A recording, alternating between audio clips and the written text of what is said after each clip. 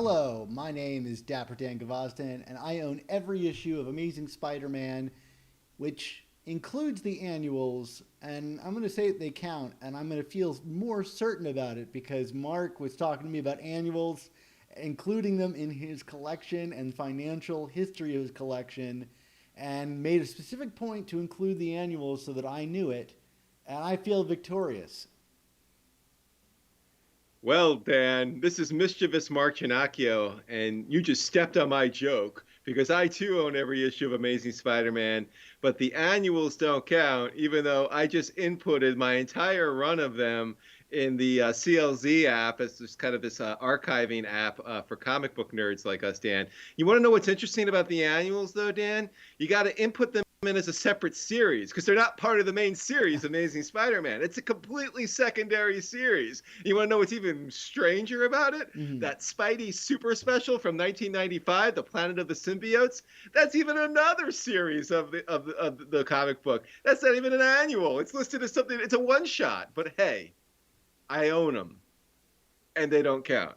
Well, I'm going to counter that by saying, you know what else is a separate series, but is technically part of the legacy numbering of Amazing Spider-Man? What's that, Dan? Renew Your Vows and Superior Spider-Man. Right. And I own all of those. Do you own all of those, I, of I, course, I, right? I do. I do. But, I think that kind of casts some doubt on your claims about the annuals being a separate series, if you will. I mean, again, like, are the annuals part of the legacy numbering though? I think not, but whatever. Let us continue, Dan, with this wonderful debate. Even Jonah Jameson in our inauguration special came on the side of you, but I will one day be vindicated. And I'll have you know, I did not write that line into Jonah's mouth that time. Um, Oh, I have no doubt that you didn't write it. well, everybody, the debate rages anew. Welcome to the Amazing Spider Talk, the show where two fans and collectors uncover the strange, fun, and fascinating history of the Spider Man comic universe. Thanks for joining us for this review episode of the all new Amazing Spider Talk. Mark, what are we going to be talking about on today's show? Well, Dan, we are going to be discussing Amazing Spider Man Volume 5, number 59, legacy numbered 860, because that is part of the legacy numbering of this series, of course. This issue was written by Nick Spencer, with pencils by Marcelo Ferreira, inks by Wayne Faucher, colors by Morry Hollowell and Andrew Crossley, and letters by VC's Joe Caramagna. The cover was by the great Mark Bagley, John Dell, and Nathan Fairbairn. This issue was first released on February 10th, 2021. So let's get to it, Dan. I don't know, where do you want to start with this? I mean, like, the wild and crazy journey of Martin Lee slash Mr. Negative really came to a head, I guess, in this one, right? I mean, what an arc. I like this comic okay, but I think your criticism is kind of apt. I mean, for all of the, I mean, I would say very small, not buzz, but even action around this character in the previous arc, where he, or I guess like two arcs ago now, where he had his persona split. You know, we spent less than a page really setting that up and having that play out, and now within like an issue of him returning, that status quo is just reset back to where it was. And did we need to go through this whole journey? I mean, I think it was okay and kind of a somewhat interesting journey, but like, yeah, there's not a lot of meat there. It's kind of like, well, let me just kind of reintroduce to you the concept of who I am before resetting it back to normal. Yeah, I mean, all kidding aside, I mean, there was nothing like offensively bad about this comic. I mean, there wasn't even anything bad about this comic, I don't think. But like, it kind of speaks to the larger issue that I think me specifically, and I think you to an extent, Dan, has been having with this creative run over the last couple of years, which is just that, it seems like the idea of forward momentum and progress, it's just kind of going at its own pace. And, decisions that are made one day bear no consequence until they do again, and even then the consequence doesn't kind of feel like it meets the moment of what the original decision was. And it just is what it is at this point, and we have to move on with it. But like I said, I mean, in terms of the context of this isolated issue, this was a fine issue. There was nothing that made me go, oh god, what are they doing? But yeah, I mean, the arc of Mr. Negative was, blink and you missed it. And I got to be honest, this was a character that, frankly, I have been kind of losing interest in anyway. So, I think they kind of missed an opportunity to do something new here. But we're back where we started. Mark, you mean you weren't thrilled to see him continue selling the drug Shade in Shanghai with Cloak and Dagger hunting him down, which was his previous status quo from the end of the slot run?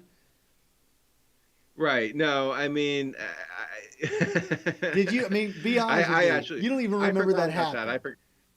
I now that you mention it, I remember it happening. But no, like I wasn't like sitting there like analyzing the pieces on the chessboard here, being like, wait a second, how could he be doing this now when he was selling Shade in Shanghai a few ish, what amounted to a few weeks ago in comic book time here.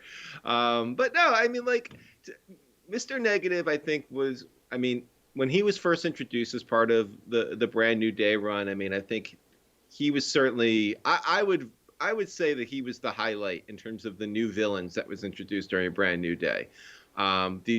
Do you share that in that assessment? I mean, I know the Menace stuff was fun too, but like I think Mr. Negative was probably the best addition to the Rogues Gallery during that era.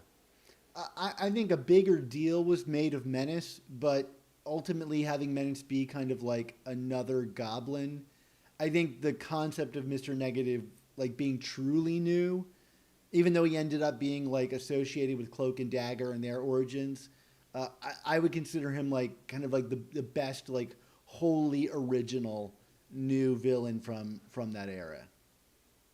Yeah, I mean, and like, I mean, just the general persona. I mean, even though he's got these kind of supernatural-esque powers, I mean, the fact is, it's a, I like the street level villainy associated with Spider-Man. I think it's most at home, and I thought it was like a new wrinkle to that element, where the same hero that's had rogues such as the Crime Master and Hammerhead and the Magia and Silvermane, and to add Mr. Negative to that list, I think it was an inspired choice. But I do think as kind of time went on, creators, I mean, mostly Dan Slott, frankly, kind of lost the thread with him a little bit. So, again, like I was kind of getting interested to see, okay, what are we going to get with this character now that he's truly separated out from his negative persona? But we're not going to get that. So I mean, not to jump ahead, but we're setting up to another gang war style of storytelling, and we'll get to that. But anyway, Yeah, that's a long-winded way of we're saying. not even getting the status quo of Mr. Negative when we last left him in the slot run, which was that Martin Lee and Mr. Negative had teamed up to become one persona. So like, it's not the first nor the last like immediate retcon for the status quo of this character. Right, right. But let's get into some of the more specifics of this comic here. Actually, I'm admitting how the sausage is made here. I'm looking at our notes. Do you have any comments on the Bagley cover here, Dan? What do you think of Mr. Negative holding a katana to Spider-Man's neck? It's fine. I think it's kind of boring. It's kind of a flat cover. I mean, at least it depicts something that actually happens in the book. But it looks like, I mean, I think some of the interior art is stronger and more evocative than that cover, and I think that's something you really don't want with a cover, right? You want something that's really going to stand out, and to me, this was kind of like, yeah, it shows what's in the book, but just kind of boring. I don't know if I'm being overly critical on it, but yeah.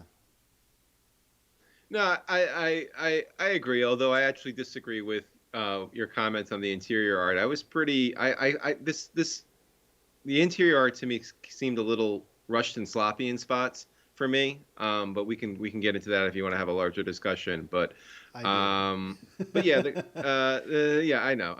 The cover is fine. I mean, like I don't know, like if Bagley is not going to do the interior art and you're going to get him to do just the cover, I kind of want something a little more dynamic than this, and we didn't get it. So that's where we're at. Why don't we talk a little bit more about some plot beats here? We want to start with some Liz, Normie, Harry, and well, it's not Harry, Kindred, whatever we want to call them. We want to get into some of that fun stuff here.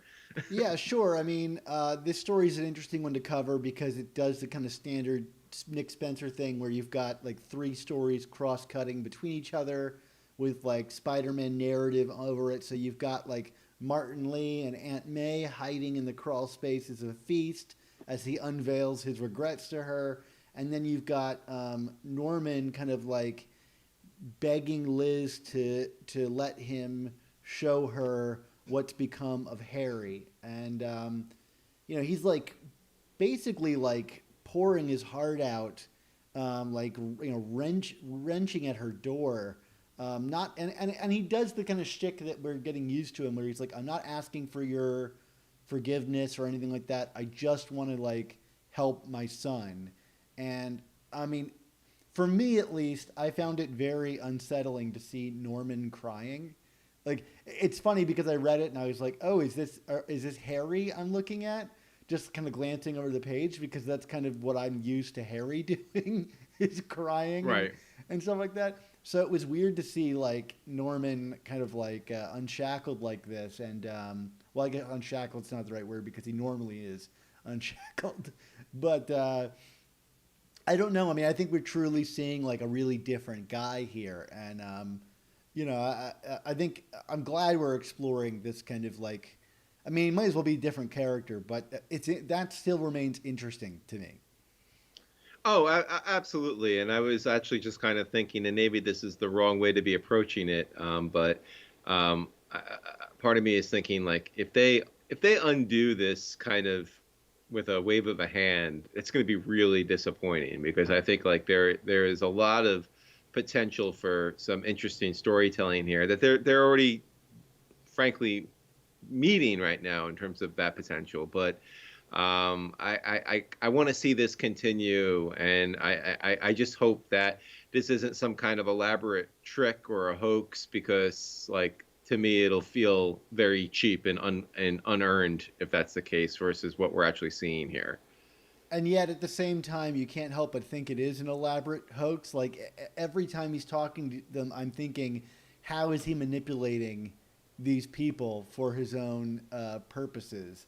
Um, which is fair. Like I mean, to Nick Spencer's credit, he totally tricked us in the final, issues of Last Remains, where like we were ready to ding him for immediately undoing the status quo shift, and then it was just Norman pretending to, have reverted back to his goblin form.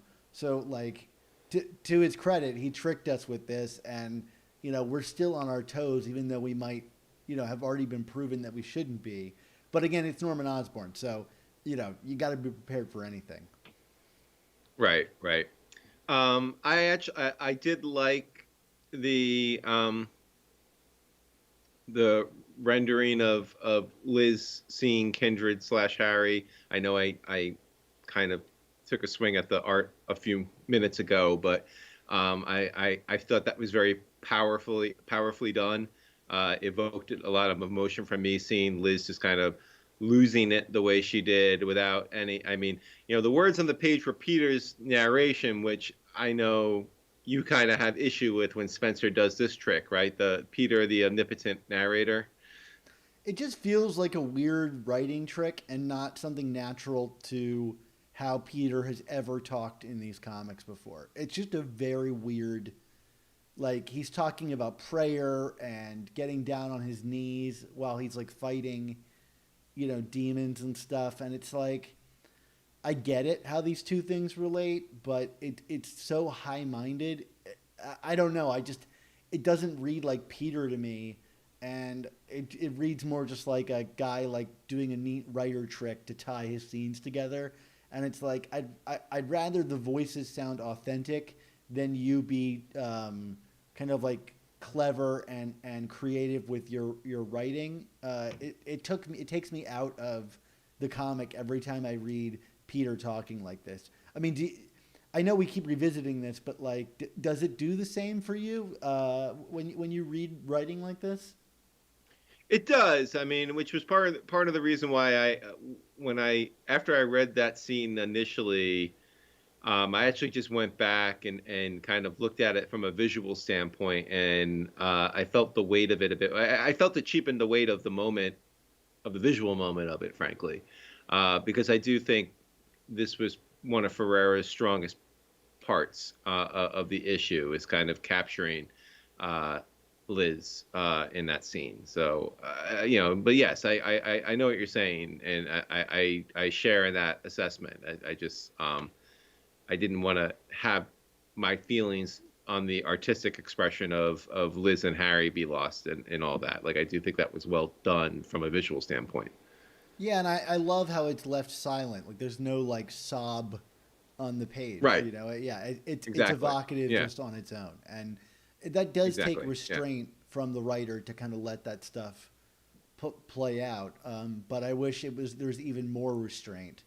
Um, Yeah, I mean, it felt like Buscema and JMD at the end of 200, except I mean, obviously that's one of the greatest single issues of comics ever, but you know what I mean? Like, it was like well done, without having to say much. Less was more with it. yeah, for sure. So like yeah, Liz breaks down when she sees Harry, and it's evocative.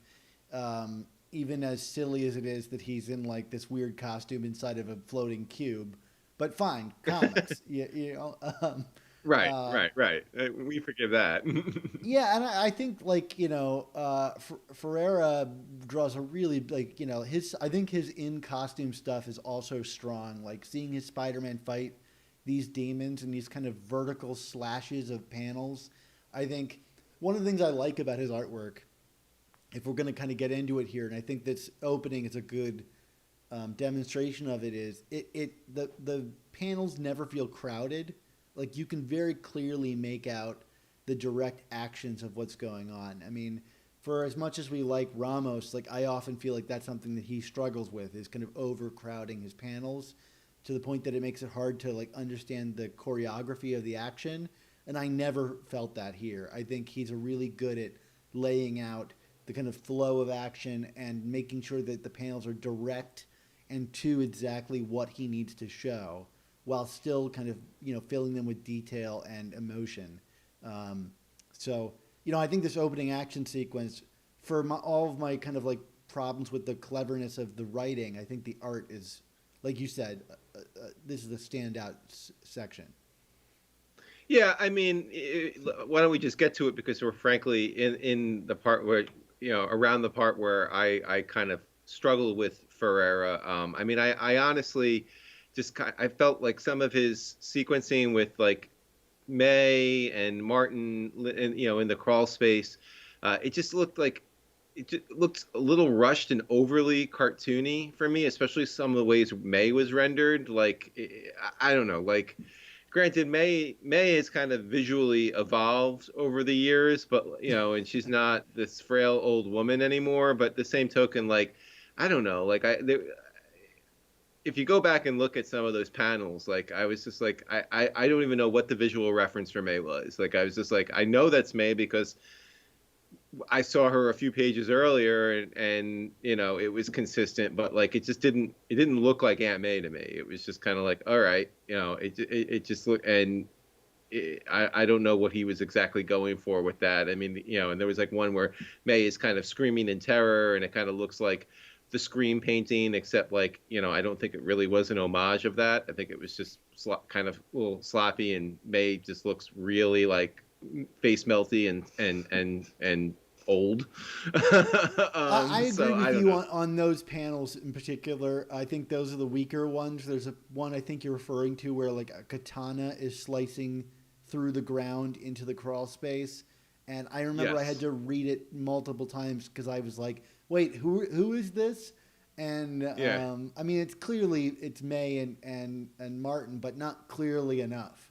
Right, right. I mean, So we know who it is because we know, but like it just seemed like, because you're right. There's other parts that are standout to me. I mean, like that section was my issue, and then I mean, again, not to jump ahead, but like I wasn't enamored with the reveal at the end with kind of the rogues of, and we can get to that section when we talk about it, but like I just didn't think that reveal was well rendered either. But let's talk a little bit more about Martin Lee's transformation here. So like the demons take hold of Aunt May in the scene, and Peter is kind of ready to chalk another one up to his like, I've lost another one. um, he seems pretty down. But Martin Lee basically sacrifices himself to the sins of Mr. Negative, and he transforms back into Mr. Negative. So like I said, the redemption of Martin Lee lasted all but a couple of issues, but we're back to where we started there. But the transformation was pretty cool. 2 seconds, Mark. My headphones just died. Oh no. Sorry, everybody. 2 seconds. So unprofessional of me.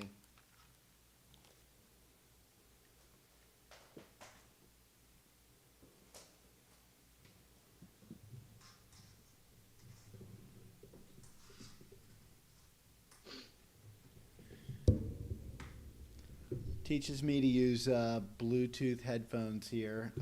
Give me another second and I will be ready to go.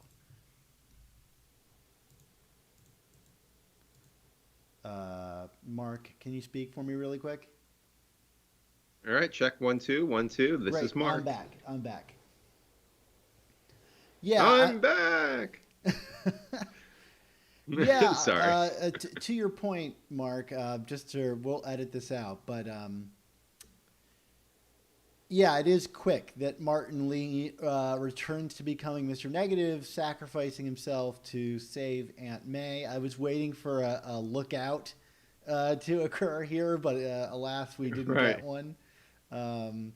But Have we had one since? yeah, Have we I had mean, one in since terms of last? art, which we've been talking about, I really thought that the sequence where Martin Lee is turned back into Mr. Negative was really strong, where he goes outside in silhouette and you see this demon rushing towards him, and you see the transformation off panel of everybody reacting, and then it's his back, and then a half-page splash reveal. I thought that was really dramatic. Yeah, definitely. I was just thinking, Dan, have we seen a lookout since Last Remains began? I don't think so. No. Yeah. I mean, talk about a motif or trope or whatever you want to call it that is like completely ceased over the last few months. That's interesting. Anyway, um, so no, I agree about the transformation. It definitely looked pretty cool. It was well revealed there.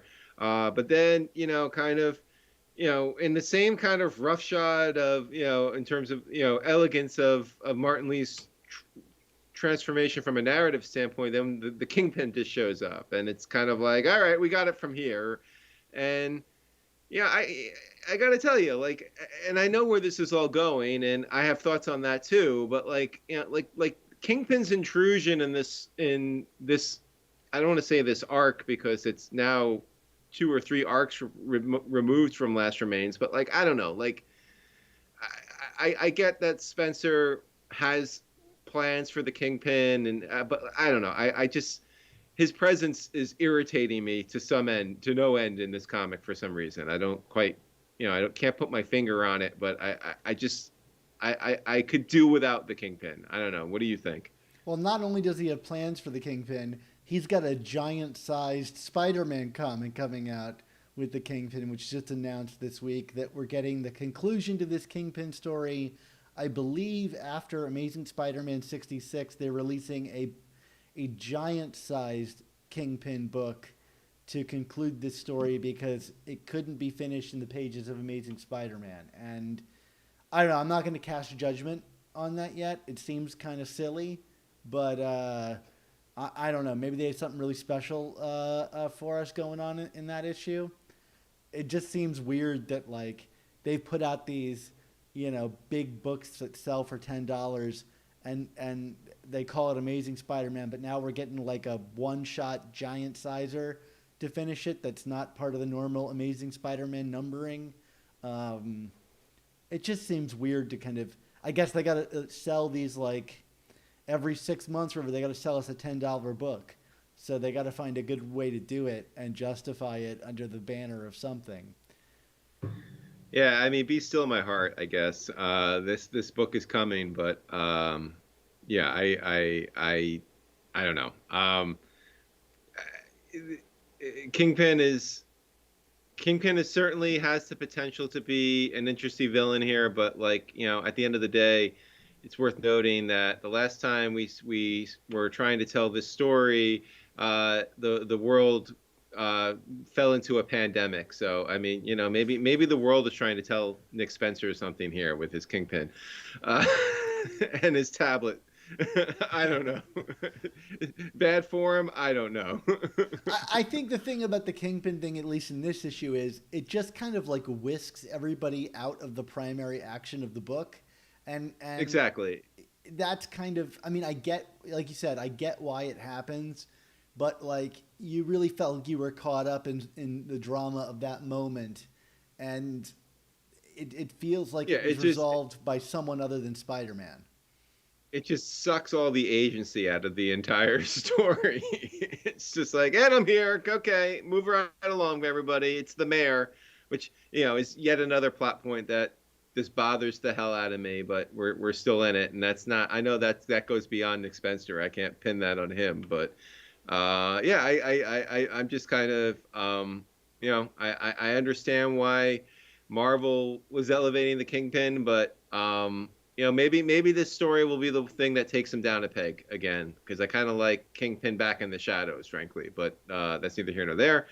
I do, in that regard, like that there is some kind of retconning in this issue that suggests that like the Kingpin has been shutting down capes and stuff as all of a part of a plan to facilitate what he's doing in this book to move forward, which is the resurrection of his wife. And so I do think that there's kind of like it's operating on a grander scale than the book has done the work to do, but I'm kind of okay with that.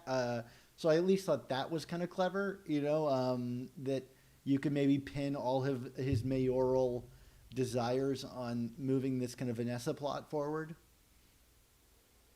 Definitely. Do we want to talk? I think you have some theorizing about some things that are said when Peter shows up at feasts, kind of, after the fact, in a very old school Peter like fashion. But why don't you take it away, Dan? Because I think I caught you when you brought this up, and I caught it when I read it the first time. But this is your ball to dunk here. So why don't you go for it? Well, I just want to address what you just said first, which I think is really true. I like this scene overall, the kind of old school Peter Parker-ness of it. Coming in, he's got blood on his arm and May sniffs it out. And there's that kind of, healthy balance between Peter and Spider-Man, which I felt like the last issue did a good job of. And, for my money, I would tell Nick Spencer, like, this is a better pattern to be in than what we had been getting. And I like this. I like that Aunt May has her own problems that Peter feels responsible for. and I like that they have like a tender moment, and she even gets to kind of like lecture him too about like, well, we have to trust other people because what else do we have? And that to me feels like a classic, even like Ditko era Aunt May kind of thing to do, to like give Peter a good old fashioned speech about like the values of like trusting and caring for other people. And to me, beyond any of my theorizing, like I liked this scene for these moments because this is kind of why I read Spider-Man comics. Yeah, absolutely.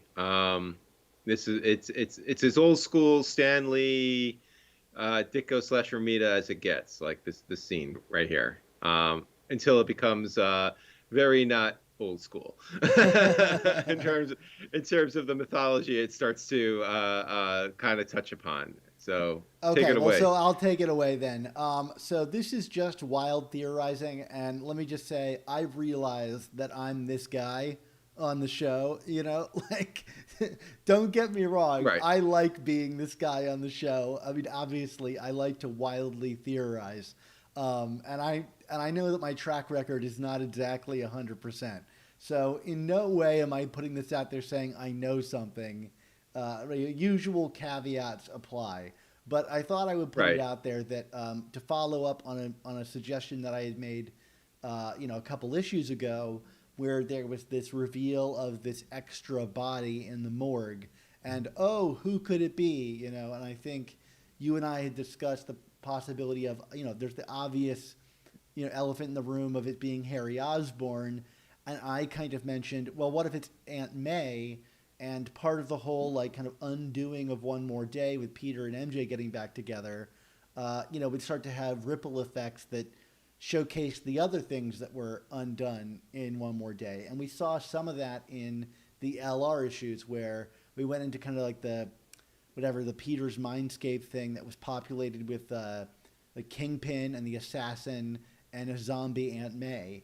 So like, how does Aunt May fit into all of this? If Peter can get back with MJ and there's no repercussions for Aunt May, you know, I just don't. I just refuse to accept that books like this operate in that way, right? Like there's going to be repercussions for this, and I don't think that we're crazy to suspect that One More Day is a part of all this because, beyond the overt, obvious references to it, and an issue that was literally a page for page recreation of it. So Right. But okay, Dan, you're burying the lead. What does yes, she say, Dan? okay, I'm sorry. So Aunt May says here in this scene, when all this is happening to her, she says, "Am I doing something to attract all this destruction and violence? Am I somehow responsible for all this?" And within the scene that we're reading, you're meant to be like the typical thing, which is that Peter is really responsible for bringing all of this into Aunt May's life, and he can't help but feel responsible for it, which is the thing that Kindred has been kind of hitting him on and on about, which is like, all these people are innocent, and you keep bringing all this into their lives, and one of these days they're going to get killed, just like Aunt May had done previously, where she died or nearly died at the hands of Kingpin's assassin. So, is this violence, is there something more cosmic than just Peter's influence in her life that is drawing her closer and closer towards death, be it the cancer, be it Mr. Negative, be it whatever? I wonder if there's something a little bit more going on here. Do we want to get to the second part of this that involves the tablets and stuff, or do we want to put a pin in this and get to that in a second? Let's pin that and come back to it. What I do want to say to you is, yes, Dan, you are that guy, but like this bit of dialogue, am I doing something to attract this, felt, even on the first read for me, very, very intentional. And like, yes, my brain, even without the context of what you were talking about from the Mindscape and what's to come in a few pages with the tablet, it to me, my mind instantly went to, oh, that's right. We've been thinking so much about Pete, One More Day vis-a-vis Harry and all this, and where Kindred's rage is coming from. But I mean, May and her life was an even more critical part of that deal. I mean, it was the deal. Right, It right, was right. May's life for your marriage. So, and Harry's reappearance was kind of another consequence that we never fully understood. Um, so yes, I think you're onto something. I mean, whether it manifests the way it's you're about to speculate when we talk about the tablet in a few minutes. We'll see, but there's something going on here, and I took that line of text to be very intentional. Let's divert from that for a minute and talk a little bit about grandfather with his grandson talking about the beach, right? Just two normal people sitting on the balcony, talking Yeah. about their relationship. No, I mean this is Norman and Normie, and an interesting scene because Norman is obviously this new guy, and nobody's buying it, even if it's true. And Normie, poor Normie, who's been so abused by everybody in his life, who's duplicitous, from his father to Peter Parker, who I assume still knows is Spider-Man, even though we never saw it on the page. I'll remind everybody. And his grandfather, who he knows is twisted. So, this kid is gearing up for some real problems. And Norman addresses it directly, and he's like, we want better for you. Like, I know you don't trust anybody. And it's kind of the opposite. He really doesn't want the Osborn legacy for Normie. He's like, you have an opportunity to do something better than all the flawed adults in your life. And he shows him this picture of Harry when he was Normie's age and suggests that, that was at Coney Island. I'll take you there if you just come inside with your mother and I. And, again, it's the thing where you're like, well, it's Norman. You can't trust him. But he does seem genuinely nice. But at the same time, I'm like, okay, well, what's going on at Coney Island?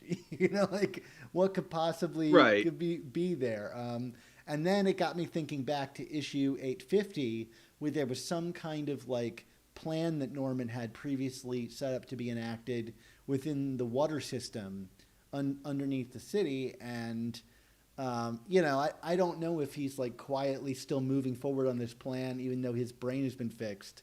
But I don't know. Forgive me if I'm disbelieving about Coney Island being totally innocent. Yeah, I mean, I get what you're saying. This certainly this might be more of you being that guy than I think the Aunt May stuff was of Dan. I don't know. I kind of I read this completely differently. I read this more innocently, kind of just I think to me the tragedy of this scene is the fact that what should be this normal reaction, normal conversation or dialogue between a grandfather and his grandchild is so twisted and damaged based on the history with all these characters and the history between the father and his own son, for it to actually be innocent in a pure way, because it's not.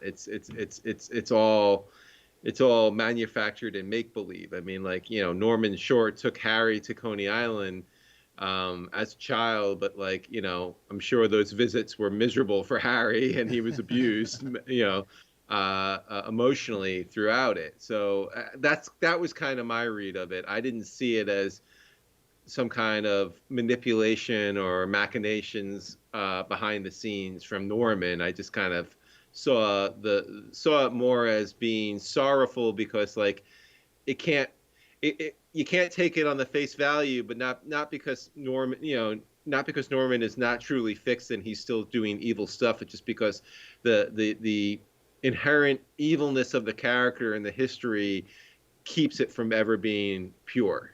That's all. That's my read of it. Yeah, and I think that's the right read of it. I just can't help but be dubious about Norman Osborn. There you Um, go. There you go. yeah, but But it's, here you I go. mean, a Now beautifully now you written get to be. scene. Yeah, very, very, very lovely, and like I say, kind of, sorrowful in its own right too. I mean, beautiful but sorrowful because you know what's really happening with these characters.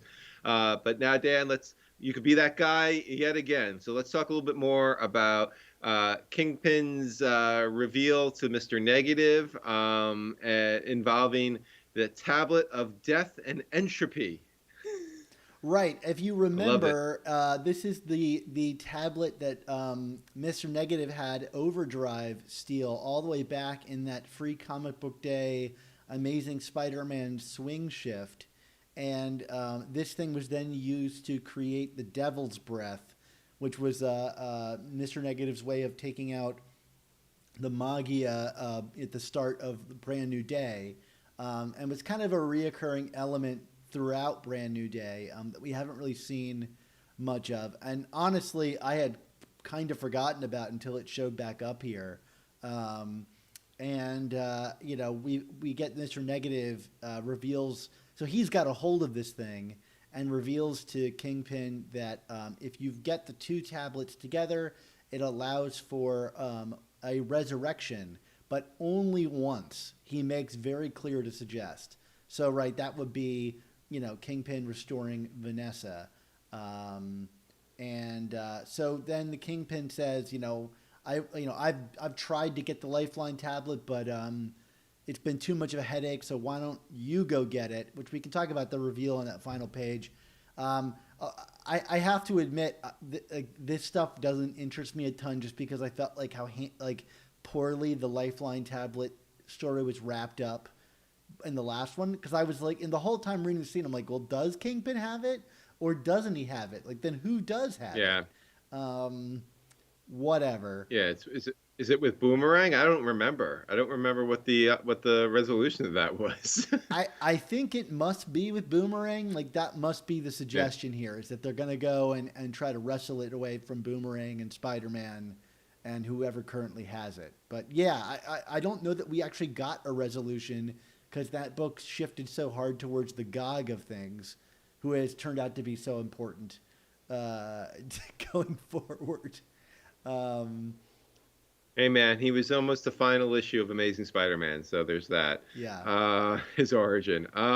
So Yeah, you but want to hear okay, my so theory? so what are you thinking? What are you thinking? All right, I mean, because okay, obviously Kingpin, he's gonna get these two tablets and bring back Vanessa. Dan, what else are we talking about here? What could possibly else be happening here? Yeah, I mean, I very much think Kingpin's going to get a hold of these tablets, and that will be threatened that Vanessa will return. I just don't see, like, this story ending with the.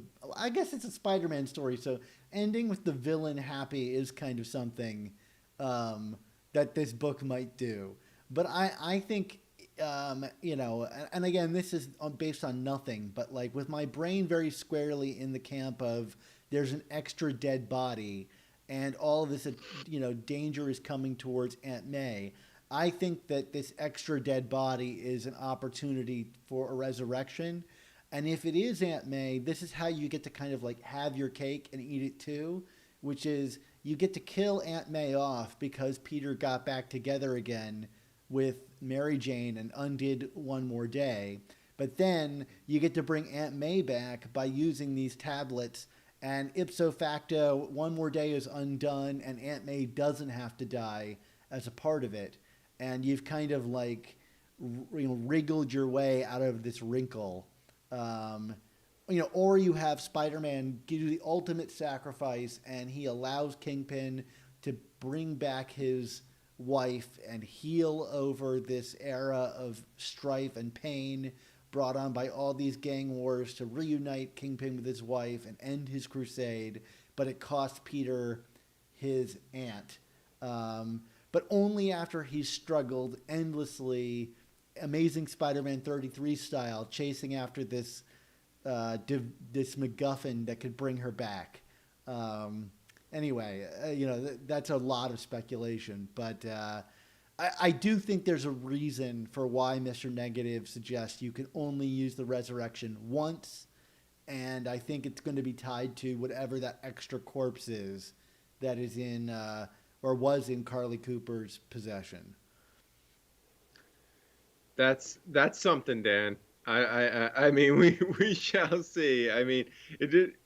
it did just occur to me because I was like thinking back. So how many resurrections slash near deaths has it been for May? And then it dawned on me that next year we're going to be having the 60th anniversary of Spider-Man. So I mean, maybe that's going to be the big 60th. We're going to have to draw this out for another year and a half, but that's going to be the big reveal, I bet.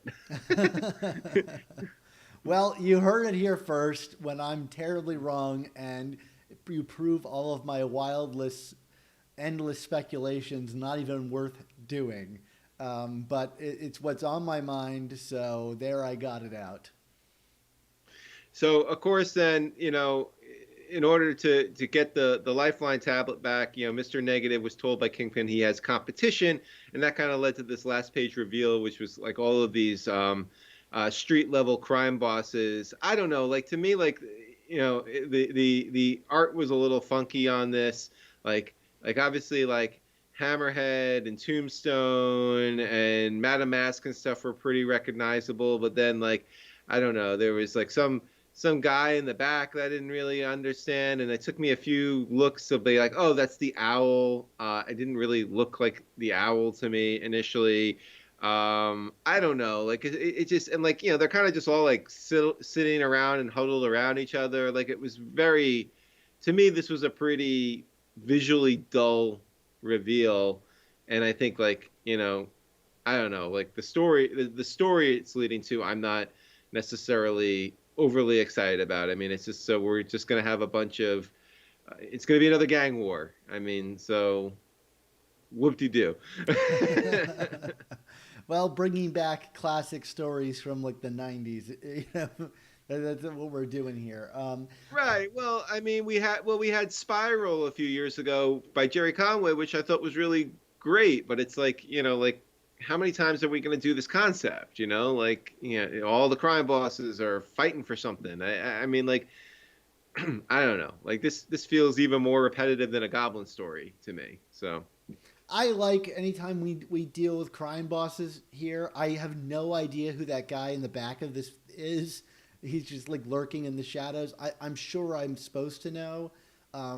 In terms of the art, I guess I wasn't as bothered by it as you were. I kind of liked it, honestly. I think the characters are individually expressive, but they're not really doing much with each other, which is kind of how I would, push the artist to improve it, is like have them interacting in some kind of interesting way, whether they're like playing a game of cards or they're all like gunning for each other in some way because they're going to be competitive with each other.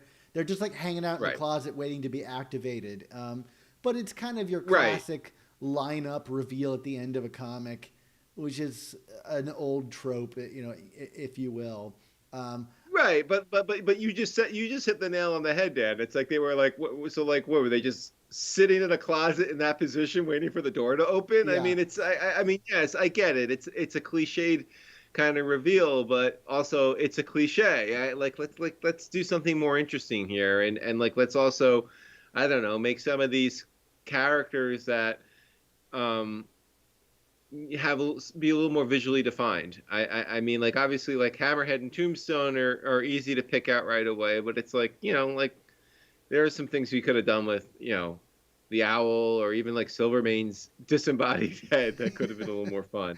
I just want to know what threat Silvermane presents with just his head.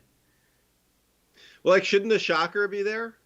Like Well, I right, mean, the Shocker is he possesses the head, doesn't he? yeah, he's the head of the Magia, which will never be acknowledged ever again. I just want to know who the Crime Master is because we had that whole story with the Crime Master like not too long ago where he was killed off and or revealed to be somebody's brother or whatever. I think it was Betty. It was Betty Brant's brother again, the one that Doc Ock had killed off, right? Right. Or am I misremembering that? Yeah, he was brought back and then killed off again. So I don't know. Maybe there was something I missed in Clone Conspiracy, or whatever. I mean, that's the book I really ought to reread one of these days. Is just so I can like make a list of like how that ended up and how all these villains came back. Because I don't remember the status quo shifting quite to the degree that some of the flexibility that these writers have taken with bringing villains back. But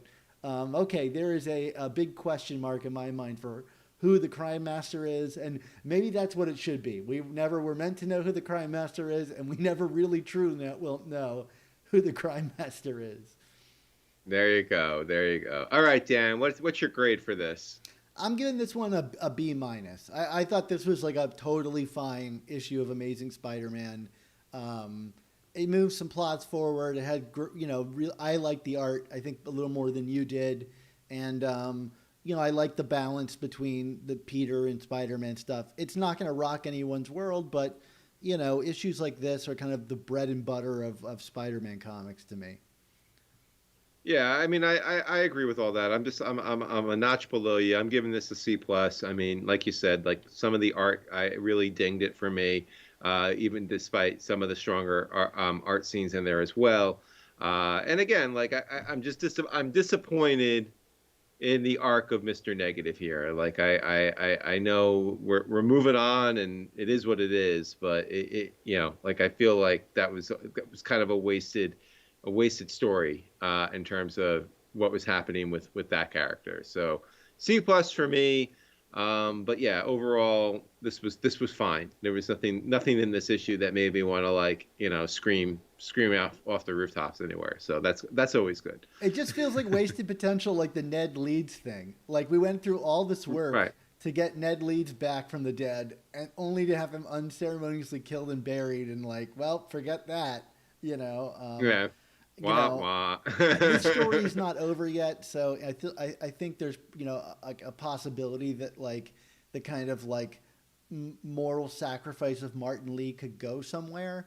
At least I'm hopeful for that as the story concludes. But we'll see how it all comes to an end, and obviously we'll be there when that happens. So you'll hear our opinions on that one of these days.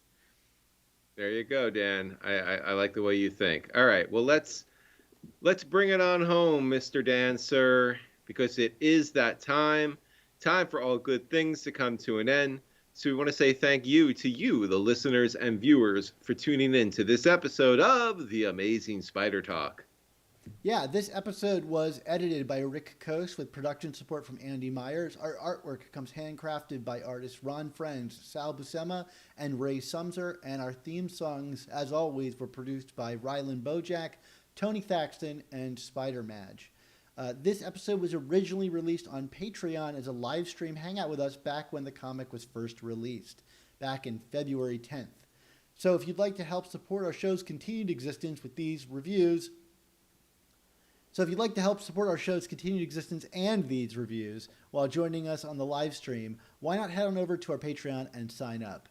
So, Mark, until we're all able to go on a trip to Coney Island with our good buddy Norman Osborn, what's our motto? Ooh, I haven't gone to Coney Island in years, Dan. Anyway, ride the Cyclone. And I used to live in Brooklyn.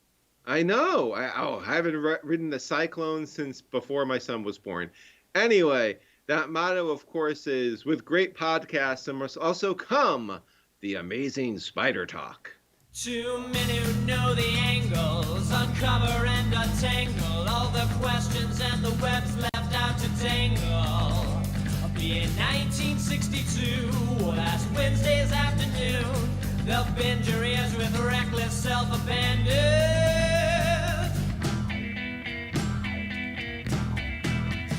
The amazing